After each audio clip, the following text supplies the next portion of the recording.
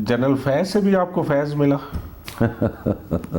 समाज दुश्मन अनासर नहीं पाना। ये था कि सरदार गुलाम अब्बास खान वो डोमिनेटिंग सोच रखते हैं, तो ये इनका शायद ये लास्ट इलेक्शन हो कि अब द टाइम इज गॉन। मेरा ये ओपन चैलेंज है कि सरदार गुलाम अब्बास खान जंग का ऐलान करें जिस चौधरी अयाज मीर साहब, अगर वो आते हैं तो पूरे चकवाल की सियासत तब्दील हो जाएगी। आफ्ताब अकबर ने मुझे कोई स्कीम नहीं दी थी और उन्होंने अपना वो जो ग्रज था वो निकाला नहीं था। सरदार आफ्ताब अकबर खान इंडिपेंडेंट इलेक्शन लड़ते, बहुत मार्जिन से हारते। मैं भी उस हल्के में बैठा हुआ था, अख्तर शहबाज साहब भी उस हल्के में बैठे हुए थे। आपने जनरल फैज अमीद के हक में एक जलसा कराया बहुत बड़ा। मैं आज एतराफ़ करता हूँ तो वो मैंने गुनाह किया था। नजफ हमीद जब आपके स्टेज पे बैठा होता था तो बाकी लोग को कैसा लगता था? आपको जवाब मिल जाएगा, ज़रूरी आपको मुझसे जवाब चाहिए। जुल्फ़कार दुल्ला तो बिल्कुल जैसे स्टेज ड्रामे का कोई आर्टिस्ट होता है उस तरह की गुफ्तगू थी सारी। वो तो हर जगह पे इस तरह की तकरीर करते हैं और वो हाफिज़ अम्मार यासिर ने वहाँ पर कोई बड़ी गलत ज़ुबान इस्तेमाल की। परवेज़ लाई के दौर कलर कार में काफ़ी काम किया गया। तलागंग को उन्होंने इतना फंड दिया। पाकिस्तान की सियासत में कुर्बानियों की कोई अहमियत नहीं है। निसार इस दफ़ा मैं खुद अपने आप पे ही होऊंगा। तो आपको मुख्तलिफ जगहों पे चेयरमैनशिप मिल रही थी मुख्तलिफ इदारों की, तो कौन रुकावट बना?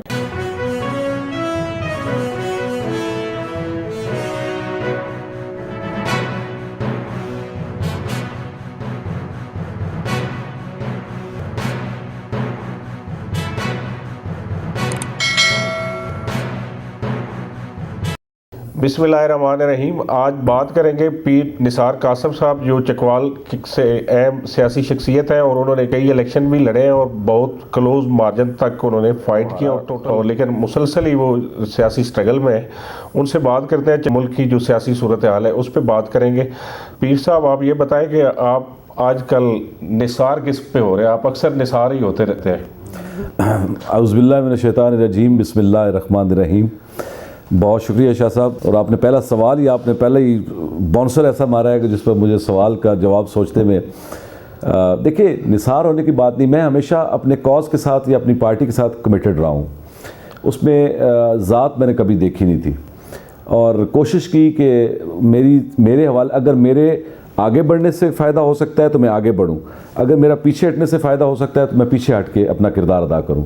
मेरे लिए कोई सीट अहम नहीं थी। मेरे लिए अहम ये था कि मेरा जो इलाका है, मेरा एक इलाकाई जो ग्रुप है या हमारी जो पार्टी है, वो पार्टी को मतलब मेरी ज़ात की कोई इसमें कोई इंटरेस्ट ना लगे।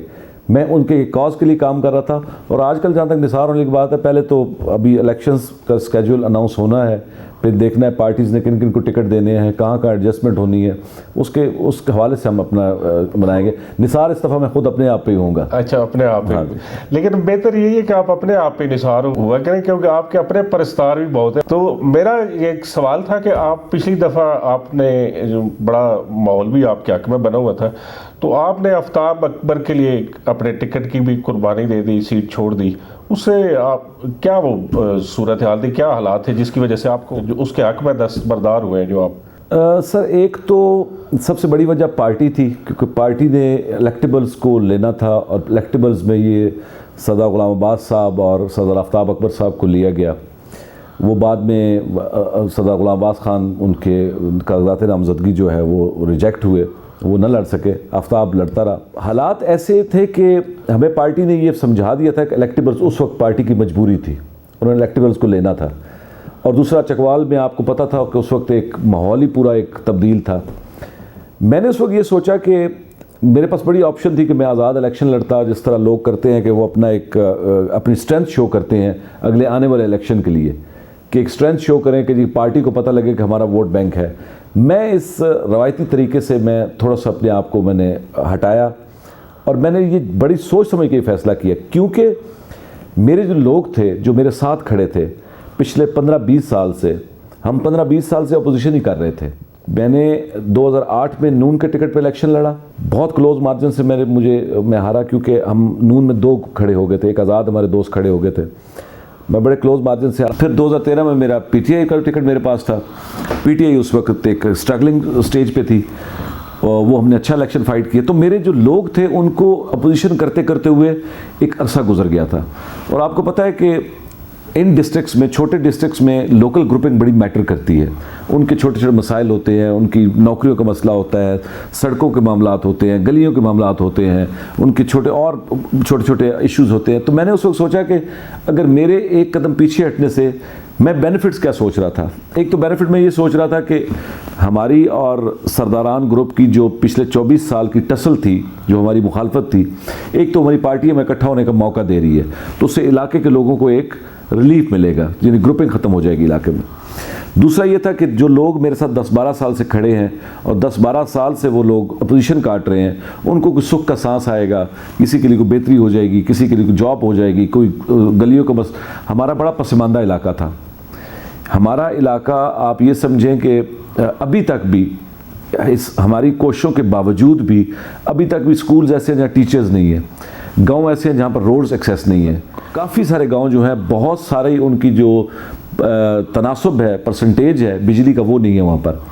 تو یہ سارے عوامل تھے جس نے مجھے سوچنے پہ مجبور کیا کہ میں اپنی ذات کے لیے اگر جاؤں گا ایک دفعہ پھر لوگوں کو امتحان میں ڈالوں گا. آپ کی گروپنگ نہیں ٹوٹی اس کے بعد جب آپ نے اپنے پرانے جنس کے ساتھ مقابلے میں الیکشن لڑتے تھے تو ان کے حق میں جب؟ نہیں, الحمدللہ یہ میرے لیے بہت بڑا کریڈٹ تھا کہ میرے لیے لوگوں کی محبت میں اضافہ ہوا, وہ کم نہیں ہوا.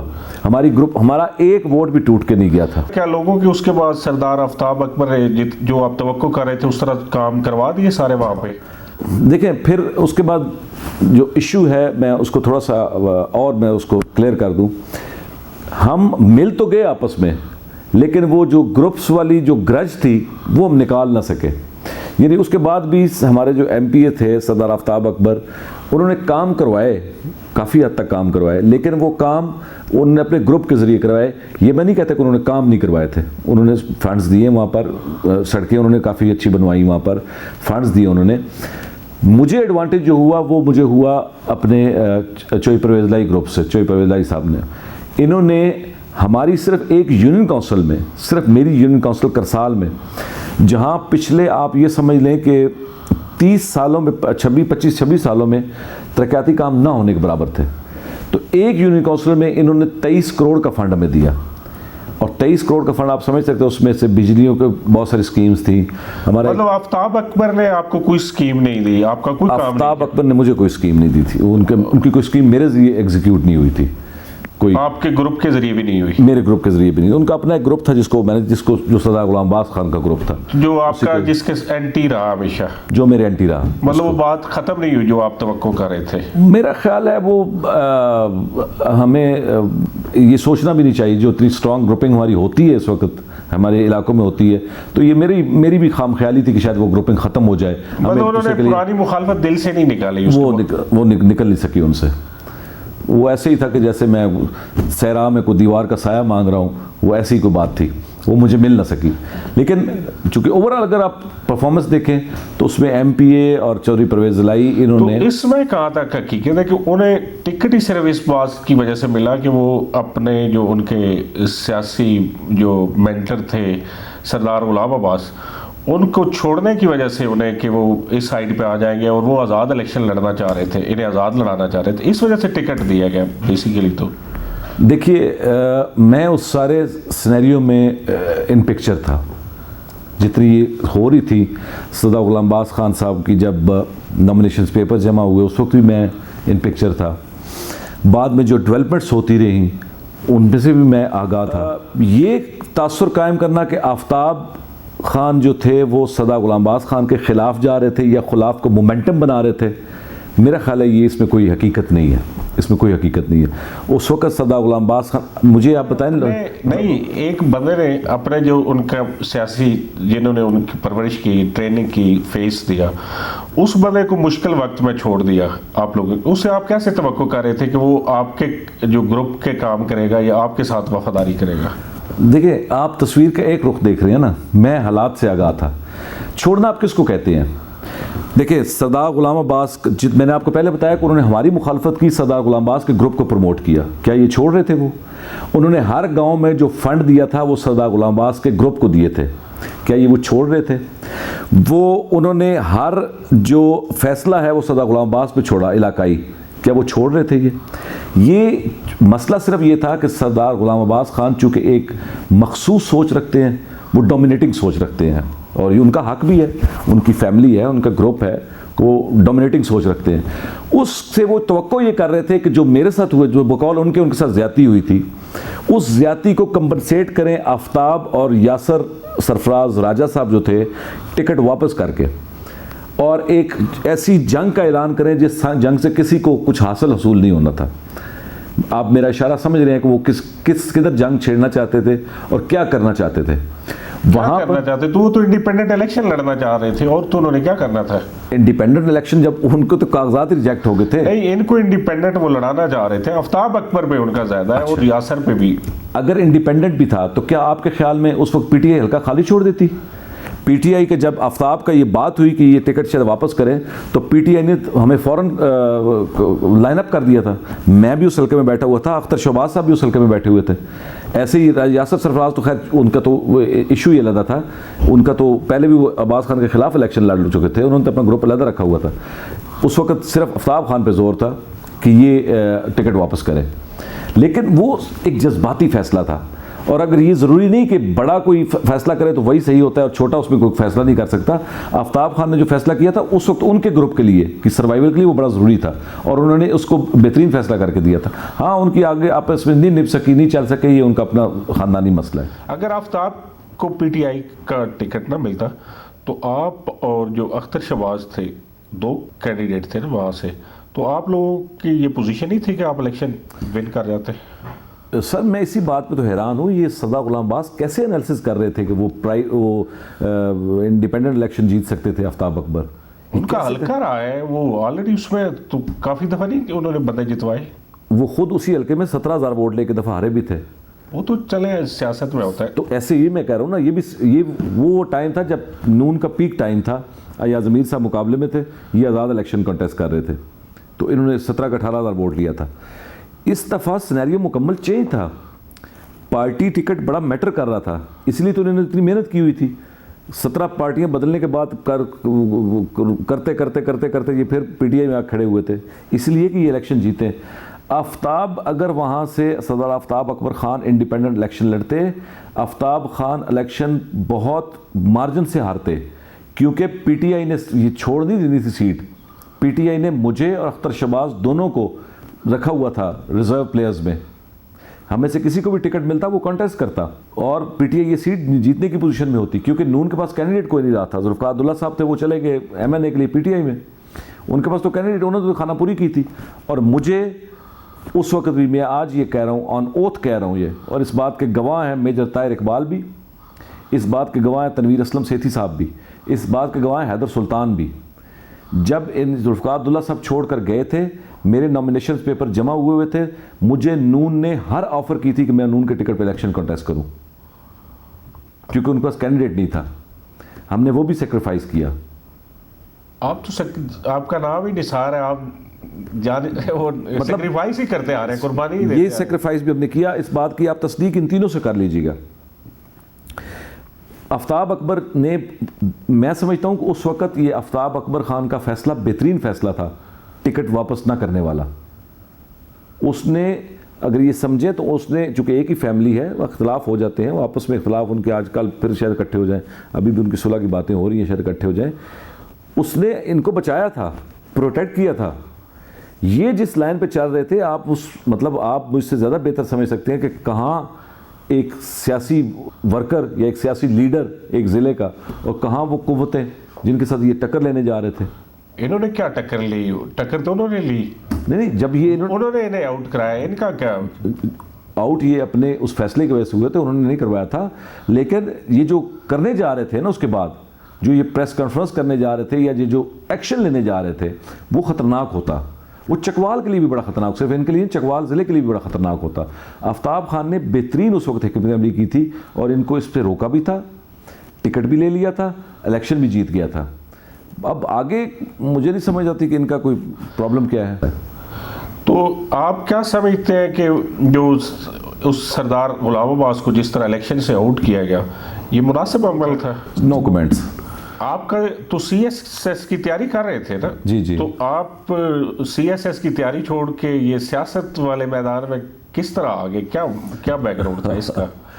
دیکھیں جی، میں نے گریجویشن کی تھی ایف سی کالج لاہور سے، اور اس کے بعد میرا ایک پیشن تھا کہ میں سی ایس ایس کروں. میرا ایڈمیشن بھی وہاں پر ایف سی کالج میں ہوا تھا ایم اے کے لیے بھی، بٹ ساتھ میں نے تیاری شروع کر دی سی ایس ایس کی.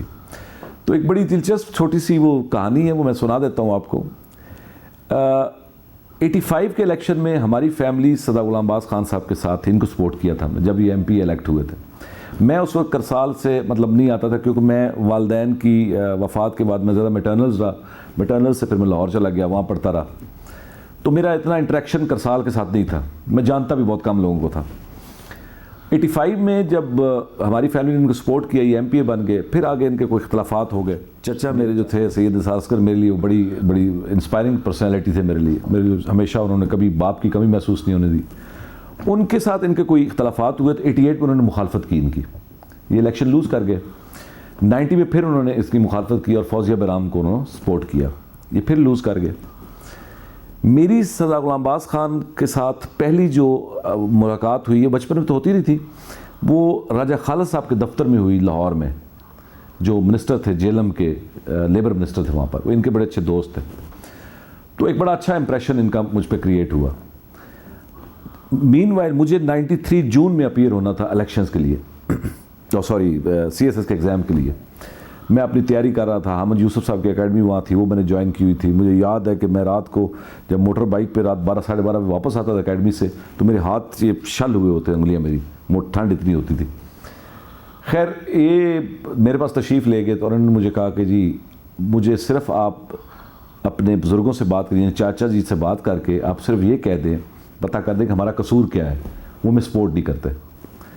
تو میں نے بھی میں نے کہا کرنی چاہیے سپورٹ ان کو. بالکل میں ان کو ان کے ساتھ یعنی کمٹ کیا میں نے کہ میں آؤں گا اور میں ان سے بات کروں گا. میں آیا کرسال، میں نے ان سے بات کی. مجھے آج بھی یاد ہے وہ بیٹھے ہوئے تھے، تو میں نے جب بات ختم کی تو انہوں نے مجھے کہا کہ تم نے مجھے زندگی میں پہلی دفعہ کوئی چیز مانگی ہے، میں تمہیں انکار نہیں کروں گا، لیکن حالات تمہیں خود بتا دیں گے کہ میرا فیصلہ صحیح تھا یا تمہارا فیصلہ صحیح ہے. خیر انہوں نے سپورٹ کیا ہم نے 93 میں ان کو. میں چونکہ وہ حالات، ایک یہ بھی وجہ تھی کہ میں الیکشن کمپین میں ادھر آگے مشغول ہو گیا. پھر ہماری کوئی فیملی میں ڈیتھ ایک دو ایسی ہو گئی کہ مجھے وہ پوسٹ پون کرنا پڑا کہ میں 93 میں الیکشن سلسلہ پھر آپ کنٹینیو نہیں کر سکے. میں 94 میں الیکشن سی ایس ایس کے لیے جاؤں گا. لیکن وہ پھر علاقائی حالات، ظاہر ایک ذمہ داری میرے کندھوں پہ آ گئی کہ میں نے ان کو سپورٹ لے کے دی تھی. ان کے ساتھ کوئی میں ظاہر اتنی پرانی بات ہے، میں اس میں نہیں جانا چاہتا، لیکن شاید ہم ان کے معیار پہ پورا نہیں اتر سکے تھے، اور انہوں نے اپنا وہ جو گرج تھا وہ نکالا نہیں تھا. جیسے ابھی کی میں نے بات کی، یہ اس وقت بھی یہی ہوا تھا. پھر میں نے ڈیسائیڈ کیا کہ میں اب یہاں بیٹھوں گا اور میں پولیٹکس میں جاؤں گا. پھر میرے مہربان ہیں، انہوں نے مجھے ایک دفعہ میرے لیے ایک جاب کا بھی انتظام کیا تھا. انہوں نے میرے آرڈرز لے کے آئے تھے ایک جاب کے، تو میں نے ان کا شکریہ ادا کیا اور میں نے اس کے انکار کر دیا. کون مہربان تھے؟ سردار صاحب جی، اس کو منسٹر تھے یہ. انہوں نے میرے لیے ایک جاب کا کیا تھا. ظاہر انہوں نے میرے لیے اچھا سوچا کہ میں جاب کروں اور اپنی کوئی زندگی بناؤں، لیکن وہ میرا اس وقت تک گول چینج ہو چکا تھا. آئی ہیڈ شفٹڈ ٹو کہ میں I would remain in politics rather than doing C S S یا کچھ بھی. پھر میں نے سی ایس ایس کا خواب چھوڑ دیا، میں وہاں پہ بیٹھ گیا. پھر ایک سلسلہ چلتے آگے، پھر ہم بڑھتے گئے آگے. تو ایسے وہ سی ایس ایس چھوڑ کے مجھے ان کی کمپین. یہ تجربہ کیسا لگ رہا ہے آپ کو؟ آپ اگر کہیں سی ایس ایس کر کے سرکاری افسر ہوتے وہ بہتر تھا یا سیاست میں آنا بہتر ہے؟ دیکھیں، اگر تو آپ اس کی آئیڈیالوجی پہ جائیں نا سر، تو سیاست سے بہتر عبادت کوئی نہیں. اگر آپ نے عبادت کرنی ہے تو آپ لوگوں کے کام کر رہے ہیں. وہ میں مولا امام حسین علیہ السلام کا ایک فرمان بھی یہاں کوٹ کرنا چاہوں گا کہ لوگوں کا اپنی ضروریات کے لیے تمہارے دروازے پر آنا اللہ کی خاص کرم کی نشانی ہے. برا شعبہ کوئی بھی نہیں ہوتا. ہمارا ذاتی لالچ، ہماری حرص، ہمارا طمع، ہماری جو خواہشات ہیں، وہ ہمیں اس میں سے عبادت کا رنگ نکال کے ہمیں اس میں اس میں عادت میں مجبور ڈال دیتی ہیں. وہ عبادت نہیں رہتی. ورنہ اگر سیاست کو عبادت سمجھ کے کیا جائے تو اس سے بہتر کوئی نہیں. اور میں بہت سیٹسفائی ہوں، میں اپنے لوگوں میں ہوں. لوگ مجھے پہچانتے ہیں. میں سی ایس ایس کر کے بیٹھا ہوتا شاید مجھے 20 لوگ بھی نہ پہچانتے ہوتے. جہاں سے جاتا ہوں پچھلے بھول جاتے. تو یہاں پر اللہ کا شکر ہے میں اپنے آباء و اجداد کی اس پہ بیٹھا ہوا ہوں, ان کی جگہ پر, ان کی عطا کی ہوئی زمین پر بیٹھا ہوں, اور میں اپنے گھر میں ہوں. لوگ آتے ہیں, ملتے ہیں, پیار کرتے ہیں, محبت کرتے ہیں, اور ہمارا سلسلہ چل رہا ہے. میں بہت مطمئن ہوں. تو آپ یہ بتائیں کہ کوئی جنرل فیض سے بھی آپ کو فیض ملا؟ آپ لفظوں کے شاہ جی ماہر ہیں, آپ لفظوں کو مکس ٹھیک کرتے ہیں. دیکھیں میرے لیے وہ قابل احترام ہے, میرے لیے محترم ہے. ہمارے علاقے میں ان کو ظاہر ہے وہ چکوال کی شان تھی, چکوال کا نام تھا پوری دنیا میں, ان کی وجہ سے پورے پاکستان میں. مجھے نہ کسی فیض کی ان سے کوئی توقع تھی, نہ مجھے کوئی فیض کی امید تھی, اور نہ میں نے کوئی فیض حاصل کرنے کی کوشش کی ان سے. تو آپ کو مختلف جگہوں پہ چیئرمین شپ مل رہی تھی, مختلف اداروں کی, وہ بات خبریں بھی بڑی چلی. تو کون رکاوٹ بنا کہ آپ کو کسی سرکاری بڑے عہدے پہ نہیں لگنے دینا, کہ چیئرمین آرٹ کونسل کا تھا, سپورٹس بورڈ کا تھا, باقی جو وہ کیا پی ٹی ڈی سی کا بھی بلکہ تھا, وہ کیا کون لوگ تھے جو اس میں رکاوٹ تھے؟ شاہ جی میں بلیم تو کسی کو نہیں کرتا, لیکن کچھ قوتیں ایسی تھیں جو چاہتی تھی کہ شاید میں نہ اس پہ کروں, کیونکہ مجھے پارٹی نے خود کہا تھا, میں نے نہیں کہا تھا. عامر کیانی صاحب اس بات کے گواہ ہیں. عامر کیانی صاحب اس وقت ہمارے ہیڈ تھے شمالی پنجاب کے. انہوں نے ریکمینڈ کر کے بھیجی, انہوں نے مجھے بتایا تھا کہ یہ ریکمینڈ کر کے ہم نے بھیجی ہے اور یہ ہو جائے گی. پھر مجھے 2-3 دفعہ بلایا بھی گیا. یاسر سرفراز صاحب بھی اس بات کے گواہ ہیں کہ میرا نام چلتا رہا تھا. جمال اکبر انصاری صاحب جو ہمارے پی ٹی آئی کے بہت چیف الیکشن کمشنر تھے, وہ بھی اس بات کے گواہ ہیں. نعیم الحق مرحوم نے مجھے خود بلا کے اس بات کے گواہ, یہ افضل چند بھی ہیں. کیا آفر کیا تھا انہوں نے؟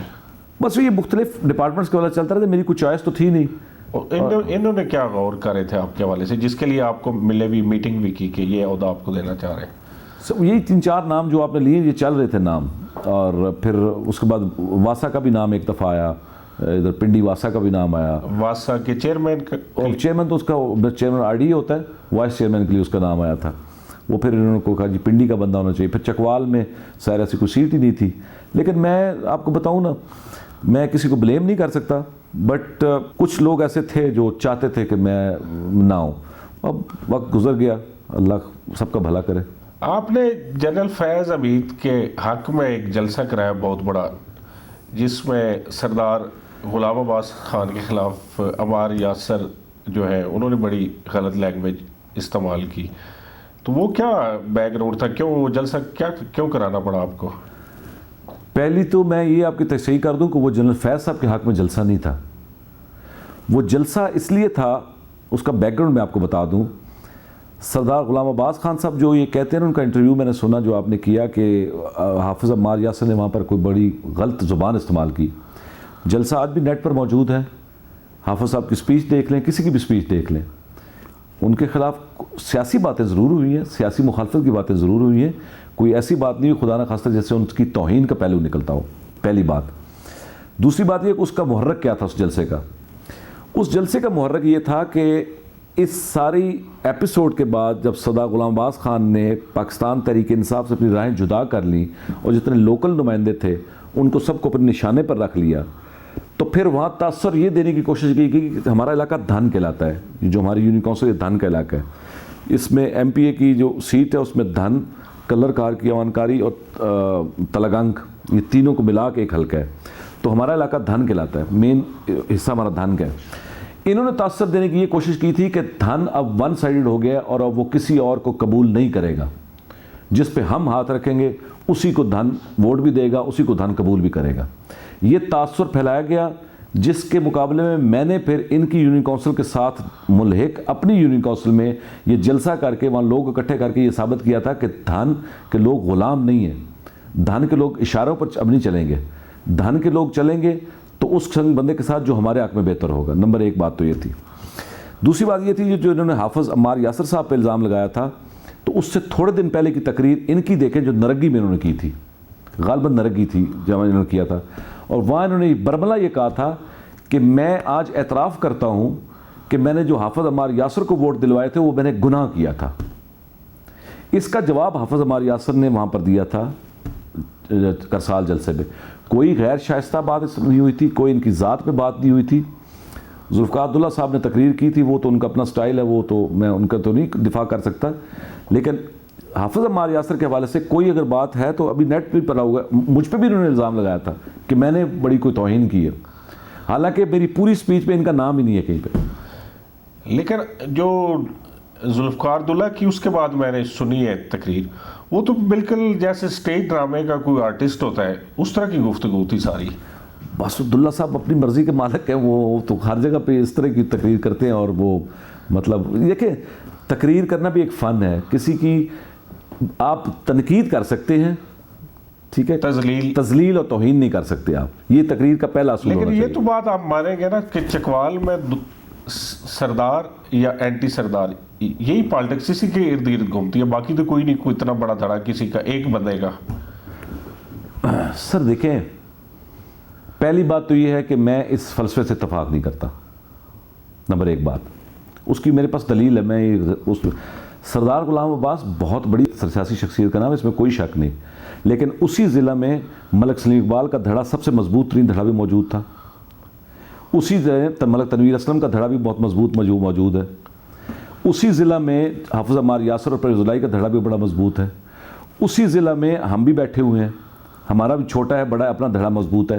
یہ بات غلط ہے کہ صرف ایک دھڑا ہے اور اس کے مقابلے اس کو چونکہ آپ نے پیٹرونائز ایسا کر دیا، آپ نے اس کو پکچرائز ایسا کر دیا کہ اب وہ محسوس ہونا شروع ہو گیا ہے. بہت سارے الیکشن سردار صاحب نے لوز بھی، وہ کہتے ہیں کہ وہ فلاں میری وجہ سے جیتا، فلاں میری وجہ سے جیتا، فلاں میری وجہ سے جیتا، فلاں پہ میں نے ہاتھ رکھا تو وہ جیت گیا، فلاں پہ میں نے ہاتھ رکھا بات تو فیکٹ ہے نا، تو وہ خود بھی تو ہارے ہیں نا، اس وقت ان پہ مطلب اپنے ہاتھ کی وجہ سے ہارے تھے. دوسری بات یہ ہے کہ اب دا ٹائم از گون، سردار صاحب نہیں، اب آپ اس الیکشن میں دیکھیں گے کہ گروپس، لوکل گروپس، دھڑے، برادریاں، یہ جو یہ ان کی شاید آخری تو نہ الیکشن ہو، لیکن ان کا شاید یہ سیکنڈ لاسٹ الیکشن ہو کہ یہ روایات ختم ہو جائیں گی الیکشن سے، اب لوگ کسی اور نظریے کے تحت ووٹ دیا کریں گے. ابھی کیا چکوال میں سیاسی طور پہ کیا رجحان چل رہا ہے؟ ٹریک پہ ہے. اور چکوال کی سیاست کی خوبصورتی کیا ہے؟ یس، میں ایک کریڈٹ اپنے چکوال کے سارے سیاستدانوں کو دیتا ہوں کہ سارے سیاستدان چاہے ان کا تعلق کسی بھی پارٹی سے رہا ہے، میرا یہ اوپن چیلنج ہے پورے پاکستان کے پولیٹیشنز کو اور گروپس کو کہ جو میں بات کر رہا ہوں اس کو ڈینائی کر کے دکھائیں. چکوال کے پولیٹیشنز نے، چاہے وہ کوئی بھی تھے، سردار غلام عباس تھے، ملک سلیم اقبال تھے، ایاز امیر ہیں، جنرل مجید ملک تھے مرحوم تھے، جو بھی زندہ تھے یا جو چلے گئے دنیا سے، سردار اشرف خان مرحوم تھے، کسی نے بھی یہاں پر جو آپ کہتے ہیں نا سماج دشمن عناصر نہیں پالے. چکوال کے حسن، چکوال کی امن، چکوال کی خوبصورتی، چکوال کے امن پر کسی نے کمپرومائز نہیں کیا. یہاں پر اس لیے آپ دیکھ لیں کہ کرائم کی ریشو بہت کم ہے. اور چکوال کی سیاست کی بری چیز کیا ہے، اس میں خامی کیا ہے؟ ایز سچ تو کوئی ایسی خامی نہیں، ایز اے پولیٹیشین ہم انسان ہیں سارے، سب میں غلطیاں ہوتی ہیں. میرا خیال ہے کہ ہم پنجاب کی روایات کے ساتھ، جو پنجاب کی کلچر میں ایک کمزوری ہے وہ چکوال میں بھی ہے، تو وہ اب اس کی تشریح آپ خود کرتے رہیے گا. آپ یہ کہتے ہیں کہ آپ نے وہ جو جلسہ کرایا کہ وہ غلامانہ وہ جو سوچ ہے اس کو ختم کرنے کے لیے، لیکن جو آپ کا حلقہ ہے اس میں تو ہر دفعہ کبھی پرویز الہی آ جاتا ہے، کبھی سالک آ جاتا ہے، اوپر سے آپ مسلط کر دیے جاتے ہیں، تو یہ غلامانہ سوچ نہیں ہے تو کیا ہے؟ شاہ جی پہلی بات تو یہ ہے کہ میں نے غلامانہ سوچ نہیں کی تھی، میں نے یہ کہا تھا کہ ایک توسر دینے کی کوشش کی جا رہی تھی کہ پورا دھن صرف سردار غلام عباس کے ہاتھ کھڑا ہے، باقی دھن سارا کسی اور کو قبول کرنے کو تیار نہیں ہے. تو اس سوچ کو زائل کرنے کے لیے میں نے جلسہ کروایا تھا. جو آپ نے چوہدری پرویز الہی کی بات کی ہے میں ان کو ہی کنسیڈر کرتا ہوں، سالک تو ان کو ریپلیسمنٹ میں گیا تھا. چوہدری پرویز الہی کو اس حلقے میں اپنا وجود منوانے کے لیے 10-11 سال لگے ہیں. 2008 میں انہوں نے الیکشن کانٹیسٹ کیا، لوز کر گئے. 2013 میں انہوں نے الیکشن کانٹیسٹ کیا، وہ لوز کر گئے. 2018 میں الیکشن کانٹیسٹ کر کے وہ جیتتے ہیں. اب 11 سال میں اتنا تو ان کو حق بنتا ہے کہ ان کو چکوال کی نیشنلٹی دے دی جائے. پہلی بات تو یہ ہے وہ 11 سال اپنے حلقے سے ان ٹچ بھی رہے، یہاں ترقیاتی کام بھی کرواتے رہے، تلنگانہ کو بوسٹ اپ بھی بڑا کیا، ہمارے حلقے کو بھی دیتے رہے فنڈ. جب بھی ان کو موقع ملا. وہ ڈپٹی پرائم منسٹر تھے اس وقت بھی, وہ اسپیکر تھے اس وقت بھی, وہ وزیر اعلیٰ تھے اس وقت بھی. تو انہیں اپنا وجود منوانے میں کم از کم 11 سال لگے. چکوال کے لوگوں نے ایسے ہی کسی کو قبول نہیں کر لیا تھا, نہ یہ تھا کہ کوئی باہر سے آ کے مسلط ہو رہا تھا. دوسری بات یہ ہے کہ یہ تعصب کی جو علاقائی تعصب کی لائنیں ان کو لکیریں ہیں, ان کو اب ہمیں لپیٹنا ہوگا, ہمیں اس سے نکلنا. بہت ساری مثالیں ہیں. شاہر خاقان عباسی صاحب آپ کے مری سے ہار جاتے ہیں, لاہور سے جا کے ان کو جتوا دیا جاتا تھا.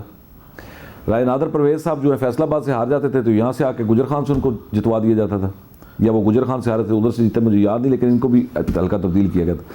باقی بہت سارے ایسے آپ کے لیڈرز ہیں. یہ سارا پاکستان ہمارا ہے, سارا پنجاب ہمارا ہے. پرویز الہی نے آپ کے حلقے میں تو کوئی کام بڑے نہیں کروائے, یا کچھ ہے ایسی چیز جو آپ کنسیڈریبل؟ شاہ جی ہمارے حلقے میں, میری یونین کونسل میں, صرف میری یونین کونسل میں پرویز الہی کے دور میں جتنے عرصے یہ این اے رہے ہیں یا اسپیکر رہے ہیں یا یہ چیف منسٹر رہے ہیں, صرف ایک یونین کونسل میں آپ میرے سے ریکارڈ لے لیجئے گا 23 سے 25 کروڑ روپے کے کام ہوئے ہیں ایک یونین کونسل میں. اسی طرح باقی یونین کونسل میں بھی بہت کام کیا گیا. کلر کار میں کافی کام کیا گیا. تلاگانگ کو انہوں نے اتنا فنڈ دیا, تلاگانگ کو, تلاگانگ تحصیل کا آپ کسی گاؤں پہ چلے جائیں, کسی ڈھوک پہ چلے جائیں, آپ کو ایک واضح تبدیلی نظر آتی ہے, فرق نظر آتا ہے. یہ چودھری پرویز الہی کی مرہون منت تھا. لیکن ایکسیسیبلٹی بہت ان کی محدود تھی لوگوں کو, لوکل لوگوں کے لیے. وہ ایک حافظ عمار یاسر اور اس کے ذریعے موو کرتے تھے, کوئی تیسرا تو ان کا فیس بھی وہاں پہ نہیں. تو شاہ جی نواز شریف کو کیا ہم جا کے فوراً مل لیتے ہیں؟ عمران خان صاحب کو کیا ہم جا کے فوراً مل لیتے تھے؟ یہ ان لیڈرز کا ہے, ان کے آگے ان کے ریپرزینٹیٹیوز ہیں جو ہمیں ان کو کمپنسیٹ کرتے رہتے ہیں. جو حافظ عمار یاسر ان کا یہاں پہ فیس تھے, تو وہ تو خود اس وقت بھی حلقے میں نہیں تھے. نہیں, حلقے میں تو وہ ہمیشہ ان کی نمائندگی رہی ہے, ان کے بھائی رہے ہیں, وہ سارے رہے ہیں. ظاہر وہ منسٹر تھے, اپنی ان کے وہ بھی ذمہ داریاں تھیں اور بڑے ایکسیسیبل تھے. ایکسیسیبل تھے. سعودی عرب تھے, ان کے ظاہر آج کل حالات آپ کو پتہ ہی ہیں کہ جو جس طرح کے حالات جا رہے ہیں, جس طرح کی پنجاب گورنمنٹ نے, ظاہر ان کے کوئی اپنے ان کی حد تک تو تک تو کوئی ذاتی مسائل بھی ہیں, ذاتی مخالفتیں بھی ہیں کوئی گورنمنٹ کے ساتھ, جو پنجاب گورنمنٹ ہے. آپ ان کے ساتھ کمفرٹیبل تھے؟ میں بہت کمفرٹیبل تھا, بہت کمفرٹیبل تھا. اور دوسرا یہ مجھے بتائیں, جو جنرل فیض صاحب پہ بڑی اس پہ تنقید ہوتی ہے, لوگوں نے پریس کلب کے سامنے مظاہرہ بھی کیا اسلام آباد, جو انہوں نے اس روڈ بنوائی ہے وہاں دلہ سے لے کر لطیفال تک یا ڈڈیال تک, اس کے گرد جو جنگلہ لگوا دیا, اس پہ آپ کا کیا ہے کہ وہ جنگلہ ختم نہیں کر دینا چاہیے؟ پہلی بات تو یہ ہے کہ روڈ بنی ہے اگر تو وہ لوگوں کی بہتری کے لیے بنی ہے. جنرل فیض نے خود تو نہیں سفر کرنا نا, کہ اکیلے انہوں نے سفر کرنا ہے, باقی کسی نے نہیں کرنا. مجھے بتائیں آپ کہ میں آپ کا جو انٹرویو میں سن رہا تھا جو آپ نے ہمارے ضلع ناظم صاحب سے کیا تھا, ان یونین کونسلز میں دلہ یونین کونسل, کرسال یونین کونسل, آگے آ جائیں بگال یونین کونسل, ادھر جو منگوال یونین کونسل وغیرہ ہے, کوئی میجر پروجیکٹ بتائیں انہوں نے خود کروایا ہو وہاں پر, کوئی ایک میجر پروجیکٹ.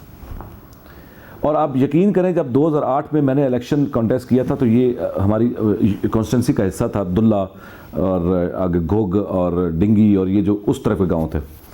جب وہاں پر جانا ہوتا تھا تو آپ یقین کریں کہ ہم سوچتے تھے کہ ہمیں 2.5-3 گھنٹے لگیں گے وہاں پہنچتے ہوئے. نہ کوئی سڑکوں کی حالت تھی, نہ کوئی روڈ انفراسٹرکچر تھا, نہ کوئی گاؤں کی حالت, گلیوں کی حالت تھی.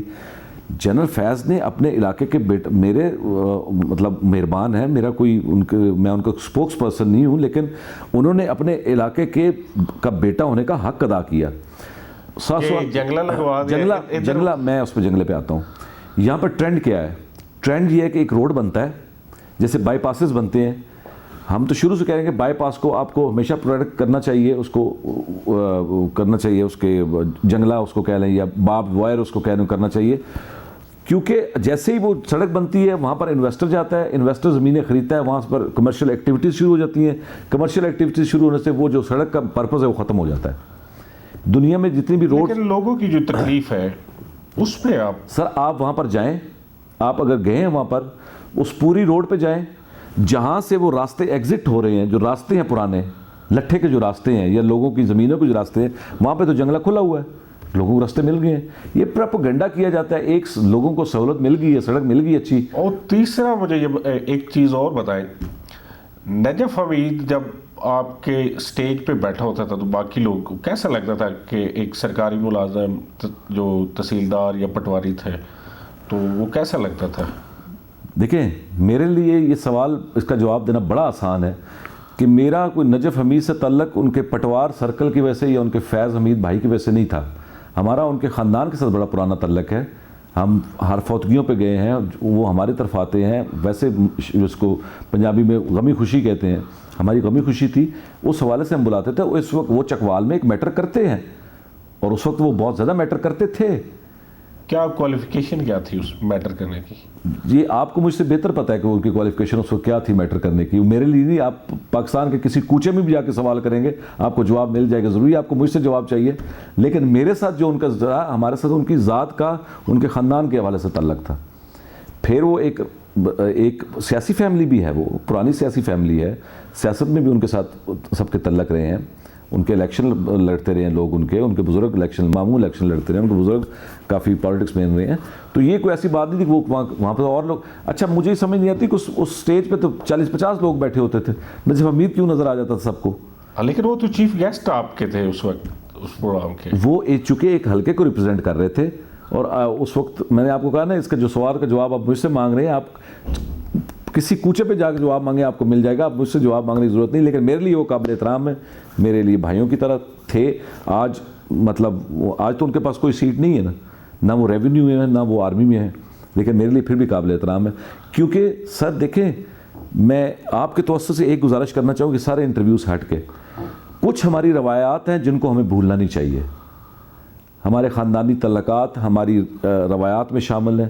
اس کی خوبصورتی, وہ میں یقین کریں اتنے اختلافات کے باوجود بھی جو سردار غلام عباس خان کی خاندان کے حوالے سے رسپیکٹ ہے, میں اس پہ کبھی کمپرومائز نہیں کروں گا.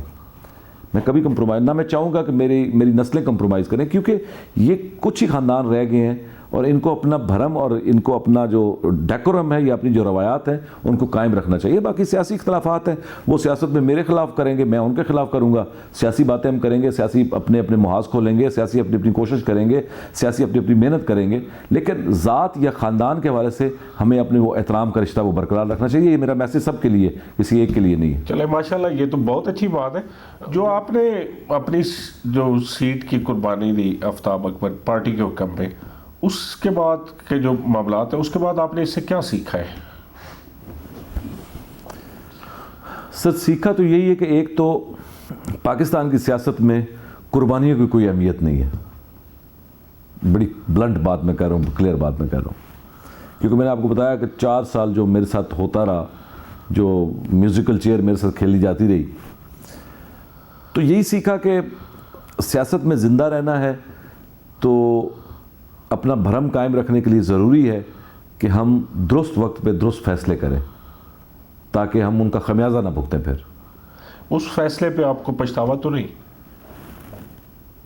مجھے پھر مولا علی کا ایک فرمان یاد آ جاتا ہے کہ تمہارے لیے ہر غلطی ایک نیا تجربہ ہے, شرط یہ ہے کہ اس سے سیکھو. تو میں نے اس سے سیکھا اور اگلے الیکشن میں انشاءاللہ اس غلطی کو سے سیکھتے ہوئے ہم میدان میں اتریں گے. اور پچھتاوا میں کبھی کسی پہ نہیں کرتا, کیونکہ فیصلہ میرا اپنا تھا, خود فیصلہ کیا تھا. اگلا الیکشن آپ لڑیں گے؟ جی میں بالکل اگلا الیکشن کانٹیسٹ کروں گا. چکوال کی جو پولیٹیکل جو فیوچر ہے اس کو کس طرح دیکھ رہے ہیں, کیا سینیریو بنے گا آگے چل کے؟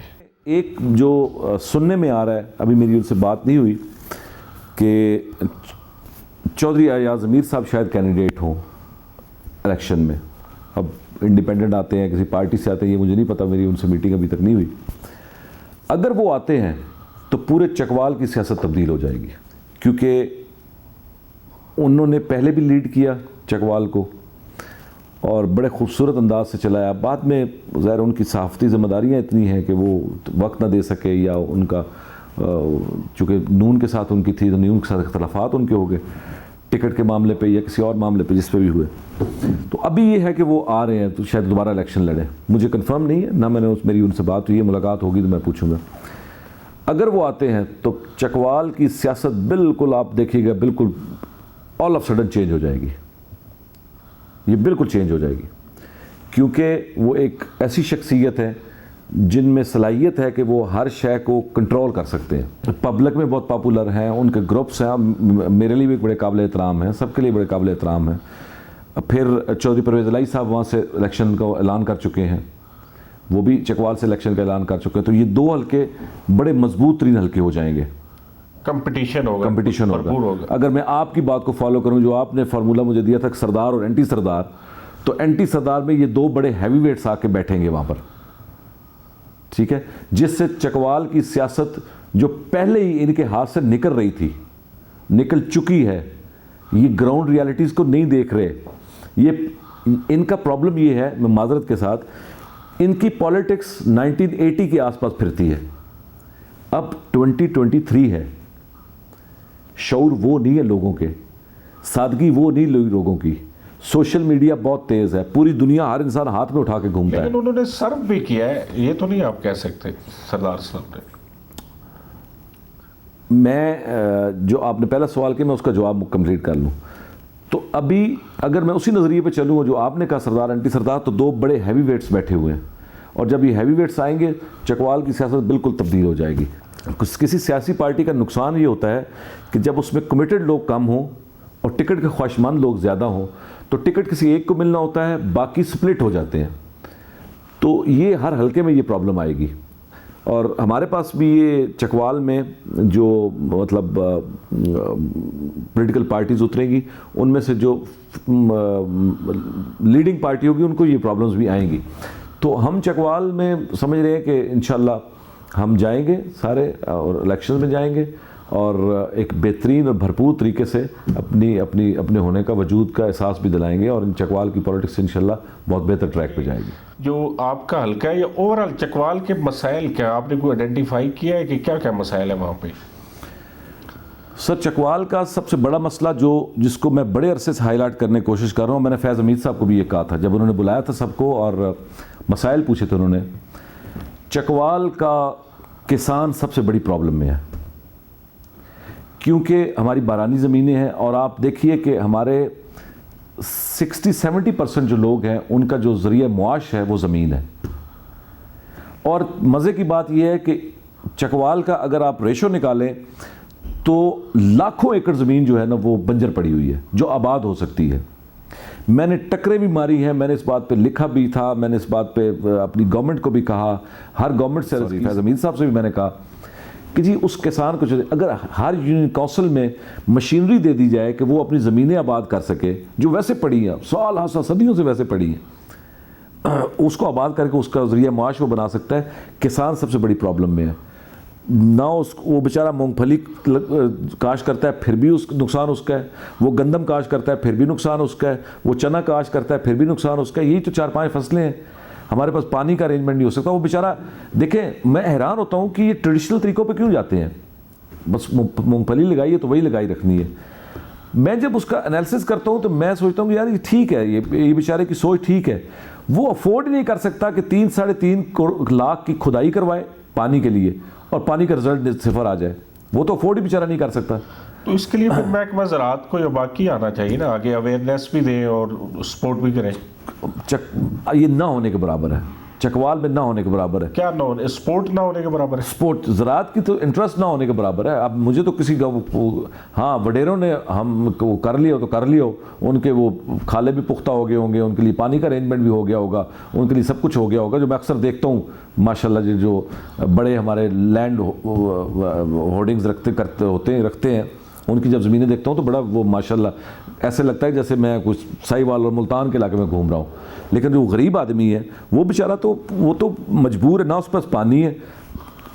مونگ پھلی کی فصل، میں آپ مطلب شاہ صاحب آپ سوچ نہیں سکتے کہ ہمارا کسان کتنی بڑی پرابلم ہے. نمبر 1 بات تو یہ ہے. نمبر 2 جس پہ توجہ نہیں دی گئی، اور میں سمجھتا ہوں کہ ایک چودھری ایاز امیر صاحب جب MNA تھے تو انہوں نے اس پہ کوشش کی تھی کہ یہ مسائل، یہ حل جو میں بھی کرنا لگوں، وہ ہے تعلیمی اداروں میں سٹاف کا نہ ہونا. ہمارے بہت سارے اسکول ایسے ہیں جہاں سٹاف کی بہت کمی ہے. ٹیچرز نہیں ہے، سائنس ٹیچر نہیں. کئی ہائی اسکول میں سائنس ٹیچر پچھلے کئی سالوں سے نہیں ہے. اور یہ جب ضلع ناظم تھے موصوف، ہم نے اس وقت بھی یہ بات بڑی اٹھائی تھی، لیکن وہ شاید وہ اپوزیشن کی سننا ہی نہیں چاہتے تھے وہ بات کہ یہ بھی کوئی اچھی بات کر سکتے ہیں. تعلیمی حوالے سے بڑے مسائل ہیں. پھر جو مطلب ہمارا ایک اتنا ایک جو ہمارا ریزروائر جو ضائع ہو رہا ہے، ہمارا اثاثہ جو ضائع ہو رہا ہے وہ پانی کا نہیں سر، وہ ہے ہمارا جو ہیومن کیپٹل، ہمارا جو ٹورزم ایسٹ ہے ٹھیک ہے، وہ ہمارا ضائع ہو رہا ہے. ٹھیک ہے، اتنے خوبصورت پوائنٹس ہیں چکوال میں، ہم ٹورزم کو ڈیولپ کر سکتے ہیں، ہم ٹورزم کو پروموٹ کر سکتے ہیں، لیکن ایکسیس کوئی نہیں، جس کی سڑک کوئی نہیں، وہ کوئی جا کیا انجوائے کرے گا. تو اس پہ فوکس ہونا چاہیے تھا تاکہ چکوال کی خوبصورتی نکھر کے سامنے آتی اور لوگ اس سے مستفید ہوتے اور لوگوں کو چکوال کی اہمیت کا پتہ چلتا. تو یہی مسائل ہیں. چکوال میں جرنیل بہت ہیں، آپ کی کچھ جرنیلوں سے بھی جاری ہے یا نہیں ہے؟ نہیں، میرے لیے محترم ہے سارے جی، محترم، میں ان کی سب کی عزت کرتا ہوں، بڑے مہربان ہیں سارے، جو بھی ملتے ہیں، جو بھی ملاقات ہوتی ہے. اور ملک ہمارا ہے، فوج ہماری ہے، ہمارے لیے ہمارے فخر ہے ہمیں کہ ہمیں تحفظ دینے کے لیے اتنی مضبوط فوج بیٹھی ہوئی ہے. چکوال کا اس میں بڑا رول ہے. ہم ملک کی سرحدوں پہ جو حفاظت کر رہے ہیں ان میں چکوال کا نام کہیں نہ کہیں سے کسی نہ کسی حوالے سے آتا ہے. پہلا آرمی چیف بھی چکوال سے ہے. پہلے آرمی چیف جو مسلم آرمی چیف تھے، بڑی انٹرسٹنگ یہ بات ہے، ان کا تعلق بھی چکوال سے ہی تھا. اور پھر اس کے بعد ہر دور میں چکوال کی نمائندگی جنرل رینک سے لے کر سپاہی کے رینک تک فوج میں ہمیشہ رہی، اور ہمیں اس بات پہ فخر ہے. آج بھی ہم جب مختلف گاؤں میں جاتے ہیں تو وہ قبروں پہ لہراتے ہوئے پاکستان کے جھنڈے ہمیں ایک فخر کا احساس دیتے ہیں کہ یہ وہ لوگ ہیں جنہوں نے اپنی جانوں کی پرواہ نہ کی اور اس ملک پہ اپنی جان نچھاور کی اور اس ملک کی بقا کے لیے اپنی جان خریدی. تو میں سمجھتا ہوں کہ ہمارا بہت بڑا اثاثہ ہے ہماری فوج. آپ کے ووٹرز میں بھی ہے کچھ جرنیل ہیں، بریگیڈیئرز ہیں؟ جی بہت کافی ہمارے حلقے میں بہت زیادہ کرتے ہیں. تلگانگ سائڈ پہ بہت زیادہ ہیں.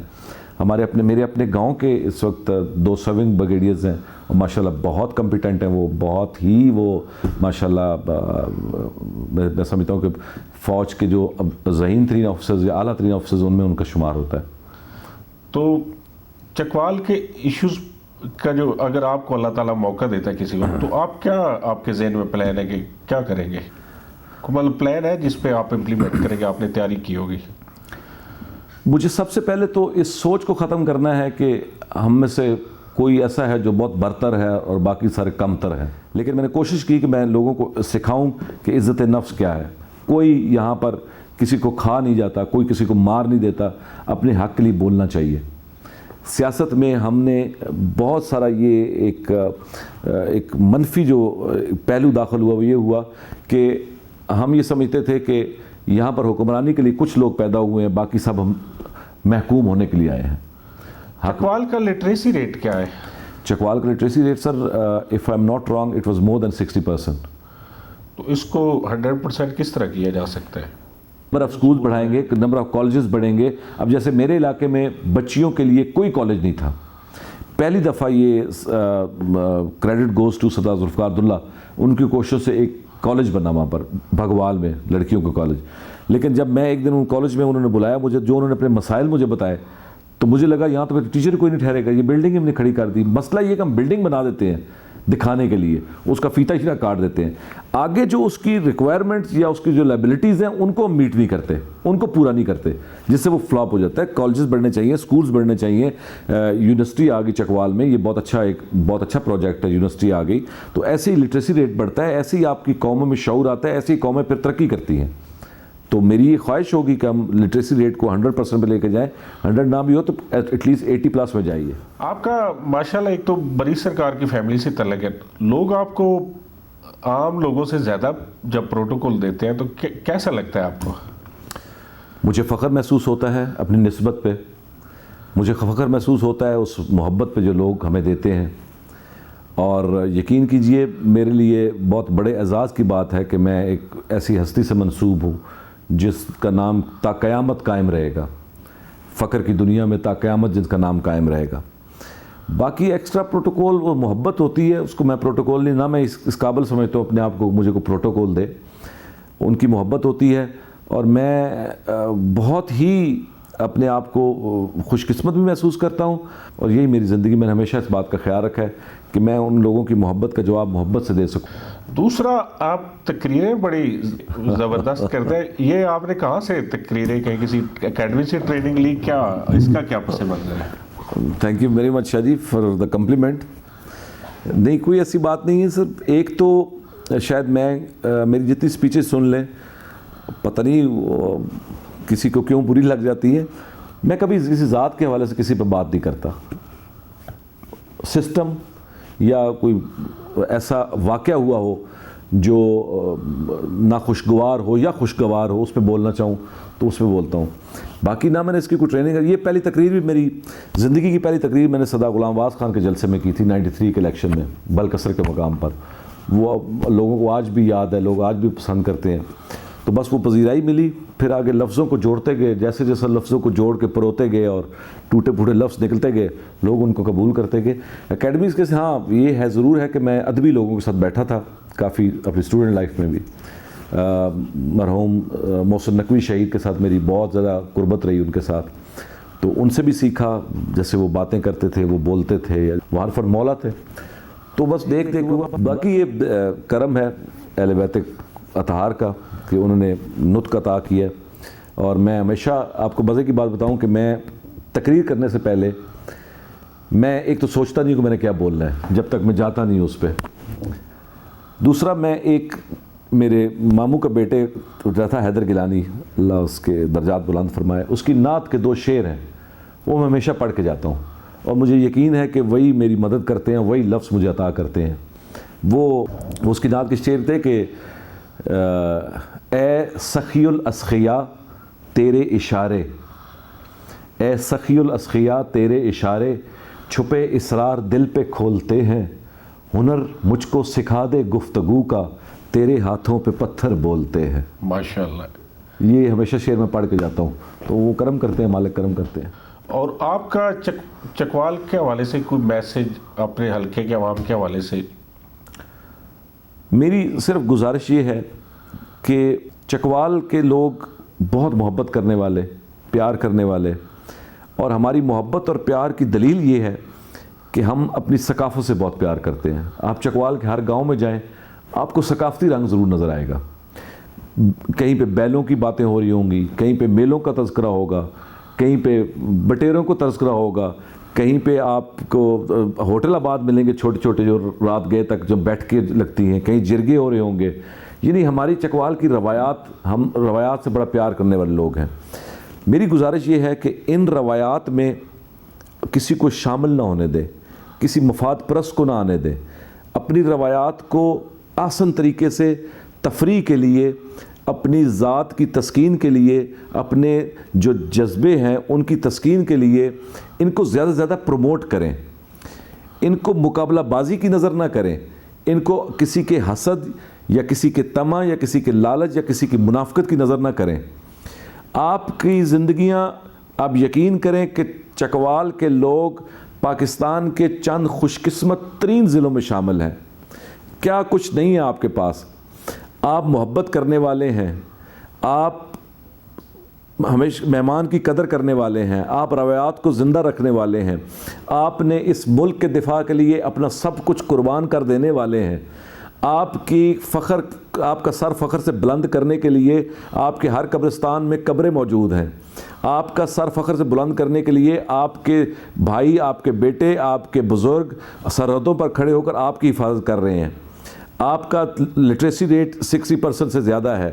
آپ کے سیاستدان جو ہیں وہ کم از کم کچھ بھی ہو، اچھے ہوں برے ہوں، آپ کو پسند ہوں یا ناپسند ہوں، لیکن وہ کبھی بھی انہوں نے جتھے نہیں پالے ہوئے جیسے دوسرے ہم دیکھتے ہیں پاکستان کے مختلف علاقوں میں. اسلام میں یہ ہوتا ہے. تعلیم، آپ سب نے تعلیم پہ فوکس کیا. پیغام آپ کے لیے یہی ہے کہ اپنے بچوں کو زیادہ سے زیادہ ان کی تعلیم اور تربیت دونوں پہ غور کریں، دونوں پہ فوکس کریں. دیکھیں، تعلیم اور تربیت دونوں 2 پہیوں کی طرح ہیں. اگر ایک پہیے کو آپ ہوا نکال دیں گے تو گاڑی وہ ایسے نہیں چل رکھی تھی. تعلیم پہ بھی ان کے فوکس کریں، ان کی تربیت پہ بھی. تعلیم دینا اداروں کا کام ہے، تربیت دینا والدین کا کام ہے.